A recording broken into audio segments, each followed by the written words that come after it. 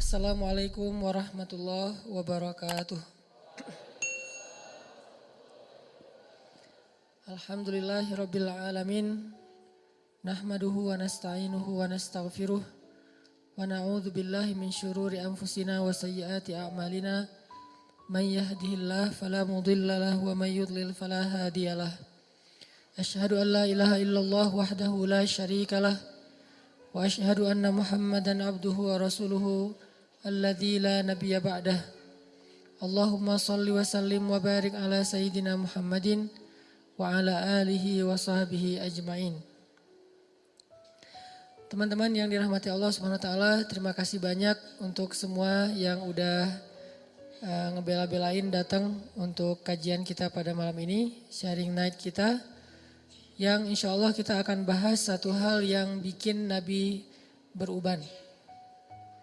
Satu tema yang sempat membuat Nabi SAW bertambah banyak ubannya. Jadi kalau Nabi aja bisa beruban, kayaknya kita mungkin sampai rontok rambutnya nih. Seandainya kita benar-benar menghayati dan mencoba untuk mengamalkan tema ini. Nabi aja yang udah solehnya itu soleh bakat ya.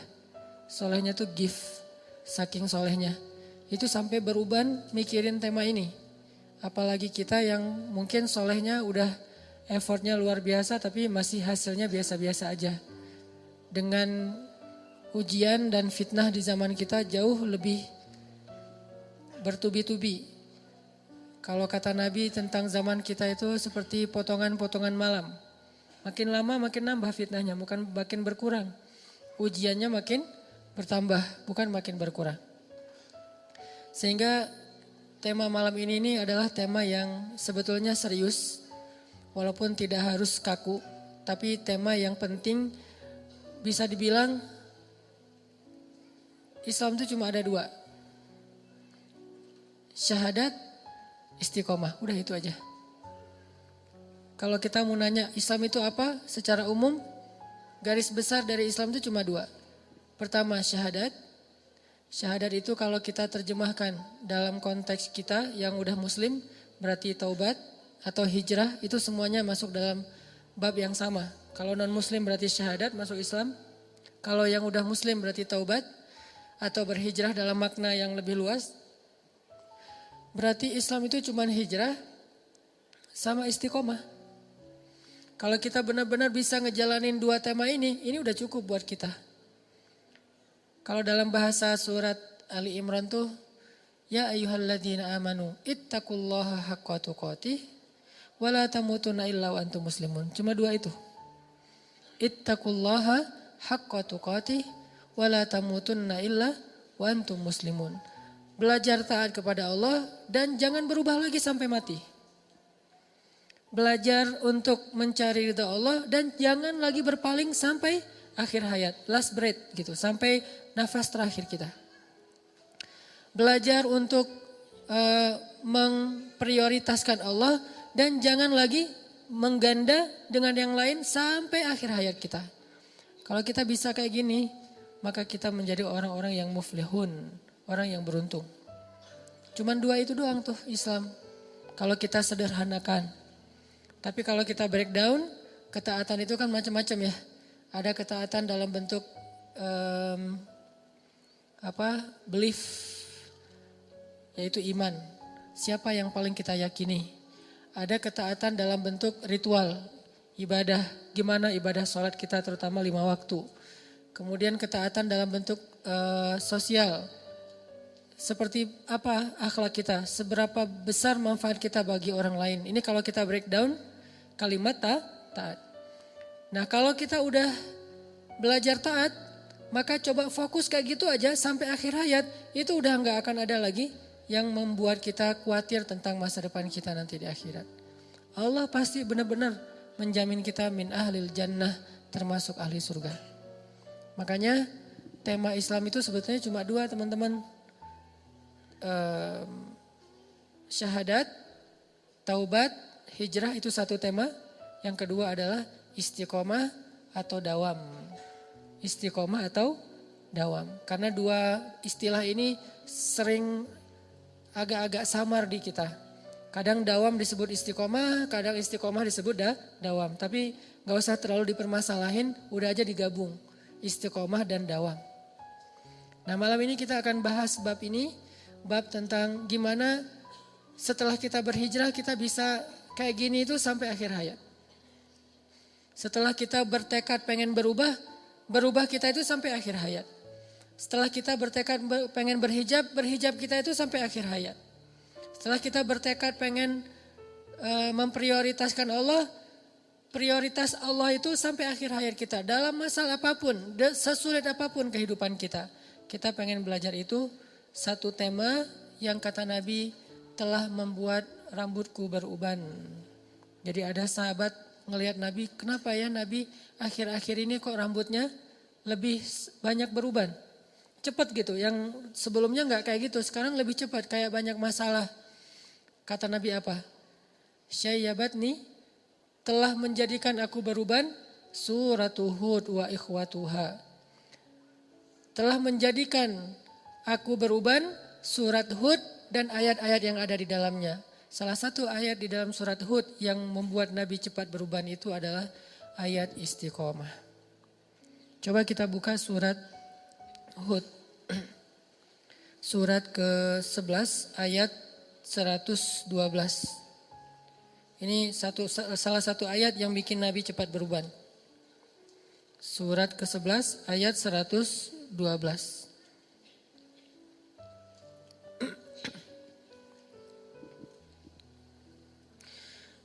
A'udzu billahi minasy syaithanir rajim. Silakan.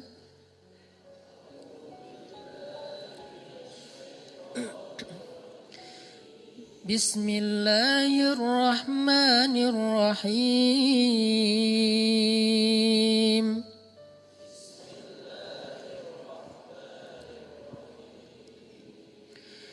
Fastaqim kama umirta wa man taba ma'aka wa la tatghaw.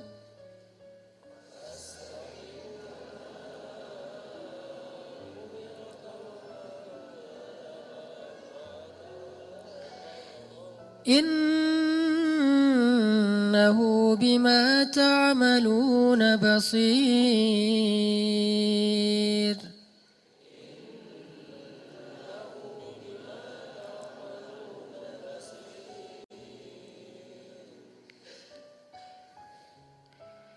Dan ayat berapa tadi teh? 111 ya, 112. Maka tetaplah engkau Muhammad di jalan yang benar, sebagaimana telah diperintahkan kepadamu dan juga orang-orang yang bertaubat bersamamu. Dan janganlah kalian melampaui batas. Sungguh Dia Maha melihat apa yang kalian kerjakan. Nah, fastaqim ini adalah perintah untuk istiqomah. Dan sebagian besar ulama memaknai yang namanya perintah istiqomah itu adalah wajib. Berarti istiqomah dalam satu kebaikan hukumnya wajib. Istiqomah setelah kita berhijrah hukumnya wajib. Istiqomah setelah kita bertaubat hukumnya wajib. Istiqomah kepada satu syariat Allah hukumnya wajib. Fastaqim. Kalimat fastaqim ini kalau diterjemahkan dengan istilah lain itu fattaqullah. Ya ayyuhalladzina amanu ittaqullaha haqqa tuqatih. Bertakwalah kalian kepada Allah dengan sebenar-benar takwa. Atau dalam ayat yang lain disebutkan dengan istilah wasbir. Dan bersabarlah. Semua kalimat ini memaknai istiqomah. Bertakwa, bersabar, lurus, jangan berpaling. Semua ini artinya istiqomah. Maka teman-teman yang dirahmati Allah Subhanahu wa taala, inilah salah satu ayat di dalam Al-Qur'an yang sempat bikin Nabi itu cepat beruban. Gimana cara Nabi bisa cepat beruban? Karena Nabi memaknai ayat ini. Fastaqim. Istiqomahlah kamu, jangan belak-belok. Jangan kalau bisa bergeser aja jangan. Udah aja lurus kayak gitu. Seperti yang Allah inginkan. Memangnya Nabi itu belak-belok? Enggak kan? Nabi itu kan orang yang lurus banget ya. Gak pernah beliau tergoda baik oleh tahta, harta, dan wanita tuh gak sama sekali. Karena tiga-tiganya kan pernah ditawarin untuk Nabi kan. Pas beliau lagi awal-awal berdakwah di Mekah tuh datang Utbah bin Rabi'ah, datang Walid al-Mughirah, datang kepada Nabi bilang, "Ya Muhammad, kamu cari apa sih?" kata mereka. "Udahlah, kita win-win solution aja deh. Kami dapat apa yang kami inginkan, kamu juga dapat apa yang kamu inginkan. Apa yang kamu inginkan? Kalau kamu menginginkan harta, kami kumpulkan harta-harta kami semuanya, lalu kami serahkan kepada kamu. Kamu menjadi orang yang paling kaya di kota Mekah. Kamu jadi orang yang paling kaya di kota Mekah." Ini kalau dalam konteks kita tuh, kita lagi hijrah, kita lagi pengen benar, tiba-tiba dapat kayak tawaran-tawaran kerjaan yang kita tahu hasilnya itu syubhat atau haram. Tapi gede, syubhat atau haram tapi gede. Arti syubhat kita ragu-ragu, ini boleh gak sih? Kata Ustadz ini gak boleh, tapi banyak yang bilang, kata Ustadz ini boleh, tapi banyak yang bilang gak boleh. Kan syubhat nih. Sampai tingkatan syubhat tertinggi itu apa teman-teman? 99 orang bilang boleh, cuman 1 bilang gak boleh, syubhat. Walaupun ini gak harus semuanya kayak gini ya, level orang kan berbeda-beda. Ada yang takwanya sampai ke tingkat waro. Waro itu yang meninggalkan 99 halal hanya gara-gara khawatir dengan satu yang haram. Itu tingkat waronya itu udah tingkat tinggi lah. Kayak Umar tuh. Tuh Umar waronya luar biasa. Gimana waronya Umar? Pernah beliau lagi minum susu onta gitu. Terus rasa susunya beda sama susu yang biasa diminum. Mungkin beda merek gitu, beda brand gitu kan ya. Pas diminum nih gak kayak gua minum biasanya nih, susunya beda nih rasanya nih. Lo dapat dari mana? Beli di Indomaret mana nih katanya. Kata asistennya, "Enggak wahai khalifah, ini memang bukan susu unta milikmu. Tapi ini unta dari Baitul Mal, unta zakat. Milik kaum muslimin." Langsung ditaruh tuh gelas, mau muntahin gak enak. Udahlah ditaruh aja tuh gelas di situ. "Ma'azallah," kata Umar, "Astaghfirullah, innalillah. Kenapa kamu memberikan sesuatu yang neraka buat saya?" Kata pembantunya, "Ini halal. Bukan dari hasil curian, dari Baitul Mal. Tapi kan bukan milik saya, milik kaum muslimin. Dan saya belum minta izin kepada mereka." Akhirnya Umar pun tidak lagi mau minum susu itu. Dan kemudian meminta maaf kepada seluruh kaum muslimin. Dia posting, dia bilang, "Wahai masyarakat Islam," posting nih. Presiden posting, bayangin. Apa isi captionnya? "Minta maaf saya udah minum setengah gelas susu milik kalian." Ini istiqomahnya seorang pemimpin yang luar biasa. Gak mau macam-macam.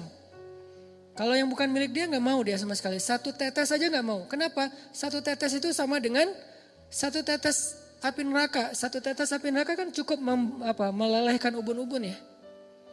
Gak usah api neraka, 1 tetes lahar aja coba bayangin. Kan ngeri banget tuh, 1 tetes lahar itu bisa ngebakar 1 pohon besar. Sepohon beringin itu terbakar oleh 1 tetes lahar.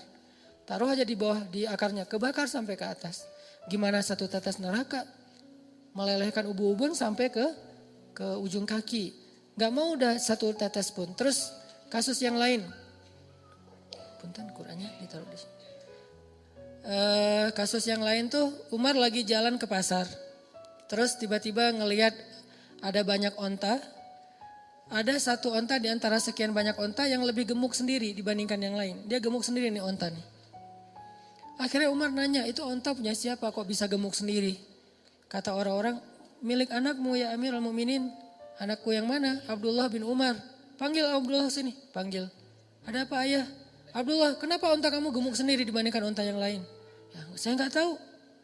Ya, saya ngasih makan dari cara yang halal, saya kasih minum dari cara yang halal." Kata Umar, "Enggak. Pasti orang-orang mendahulukan ontamu daripada onta yang lain karena dianggap engkau anaknya Amirul Mukminin. Mereka akan memberikan rumput yang terbaik untuk ontamu sebelum onta-onta yang lain karena engkau anak Amirul Mukminin. Berikan air kepada onta anak Amirul Mukminin. Berikan rumput kepada onta anak Amirul Mukminin. Sehingga ontamu lebih gemuk sendiri dibandingkan onta yang lain. Tapi saya nggak pernah minta mereka melakukan itu. Tapi walaupun engkau nggak minta, mereka tetap melakukan itu, kata Umar. Terus gimana nih? Keputusan saya, kata Umar, jual ontamu itu ke pasar. Dengan harga pasaran, sama. Lalu keuntungannya, lalu hakmu adalah mengambil seharga ketika engkau membeli unta itu masih kecil. Bibit unta. Itulah hakmu. Sisa keuntungannya serahkan kepada Baitul Mal. Apa kata anak Amirul Mukminin? Sam'an wa ta'atan ya Amirul Mukminin. Sami'na wa ata'na wahai ayah. Gak ada protes-protes. Ini artinya bukan dia doang nih yang istiqomah. Dia mengistiqomahkan keluarganya. Bahkan pernah dia nyuruh anaknya itu ngembaliin hadiah gara-gara dapat hadiah dari temannya di Syam. Syam itu Suriah kalau sekarang. Salah satunya Damaskus. Anaknya Umar itu dapat hadiah dari Damaskus, dari temannya kayak gitu. Gak tahu lagi ulang tahun atau lagi apa, pokoknya dikasih hadiah aja. Pas sampai di Madinah dilihat sama Umar, ini dari mana nih hadiahnya nih? Kata anaknya, dari teman saya di Damaskus. Wah, balikin, kata Umar. Kenapa dibalikin? Sesungguhnya dia tidak memberikan hadiah ini kecuali karena dia melihat engkau sebagai anak Amirul Mukminin. Kalau engkau bukan anak presiden, emang dia akan ngasih hadiah? Ya saya nggak tahu.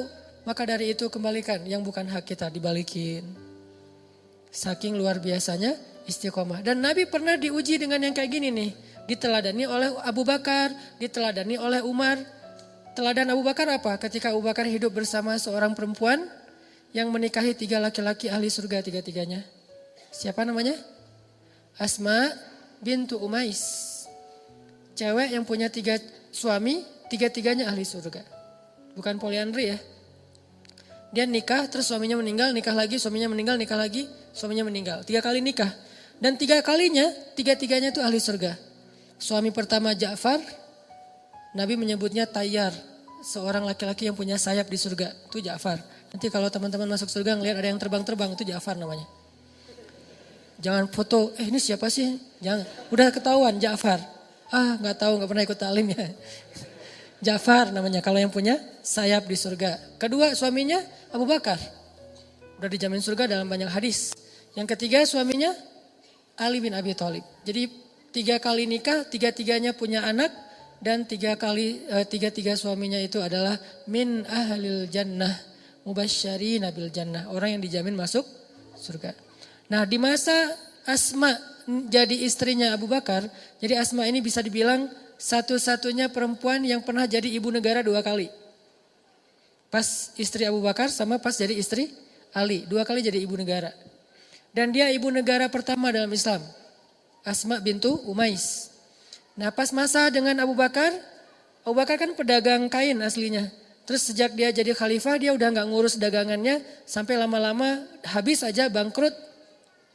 Terus diputuskan oleh syuro bahwa Abu Bakar dapat gaji dari Baitul Mal, gaji dari pemerintah gitu. Nah gajinya kecil, sejak digaji keluarga Abu Bakar ini gak pernah makan daging lagi di rumah. Karena udah gak sanggup beli daging, belinya cuman tempe, tahu gitu udah gak sempat beli daging. Sampai suatu saat Asma bilang, ya Abu Bakar boleh gak kalau misalnya kita tabung dari hasil belanja bulanan, saya sisihkan sedikit saja.